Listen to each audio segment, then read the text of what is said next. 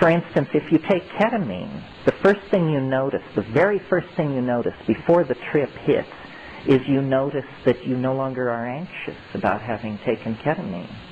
You just sort of, anxiety leaves you. That means it's affecting your mind. It's doing something to the judgmental machinery.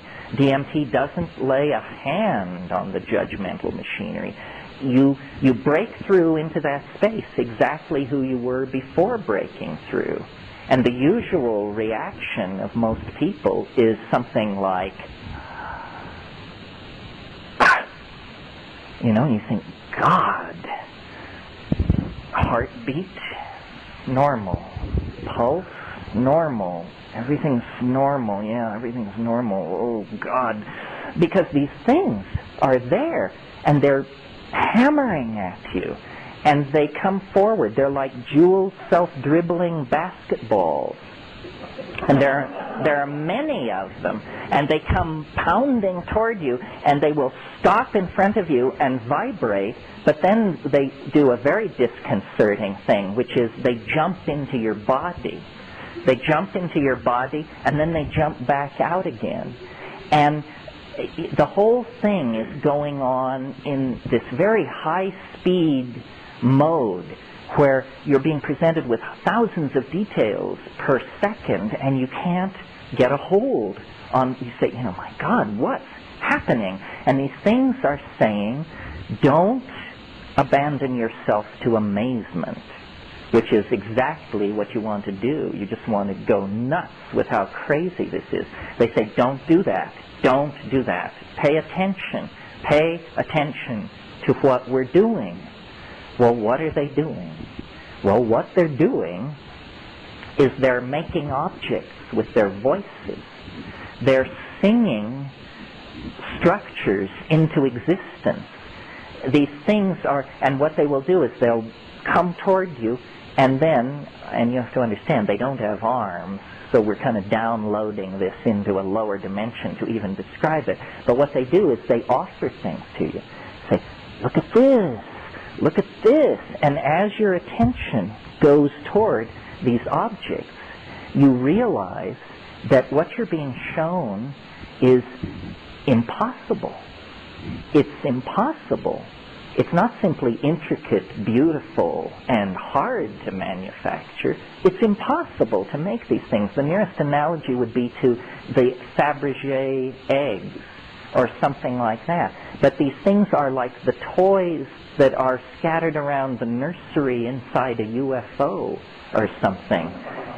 Celestial toys. And they are, the toys themselves appear to be somehow alive. The toys themselves can sing other objects into existence. So what's happening is there's just this proliferation of elf gifts. And the elf gifts are moving around, singing, and the whole thing is directed toward, they're saying, do what we are doing. And they're very insistent. They say, do it, do it, do it. And you feel like a bubble. And now this is subjective. I mean, only 5% report this, but it happens to me. You feel like some kind of bubble inside your body that's beginning to move up toward your mouth. And when it comes out, it isn't sound, it's vision. You discover that you can pump stuff out of your mouth by singing, and they're urging you to do this. They say, that's it, keep doing it. And the whole thing is like, we're now at minute 4.5 with this stuff. And you speak in a kind of glossolalia. There's a spontaneous outpouring of syntax unaccompanied by what is normally called meaning. It's sort of, he ding wow wak saptivi mudektivi tinget wahaksiti pipin and wahavedetambo hagad yetek. And this is accompanied by a modality, something seen. And they're saying, yes, do it, do it, do it. And then after a minute or so of this, the whole thing begins to collapse in on itself.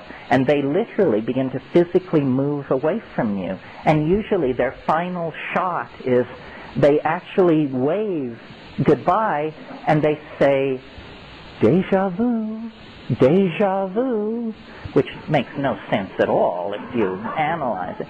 So then you come down, and you're now at minute 6 to 7, and you come down, and it's like being more loaded than you've ever been. It's like about a 700 mic acid trip, but you embrace it as totally down. You say, "I'm totally down." I mean, you look like a termite from Arcturus, and the room is decorated in Amish quilts, but I'm completely back. And then, over a minute or a minute and a half or so, the room just comes right back together, and 4 minutes after that, some people can give no account of it whatsoever. They just say, I don't know. It was the weirdest thing that's ever happened to me, and I can't remember it now.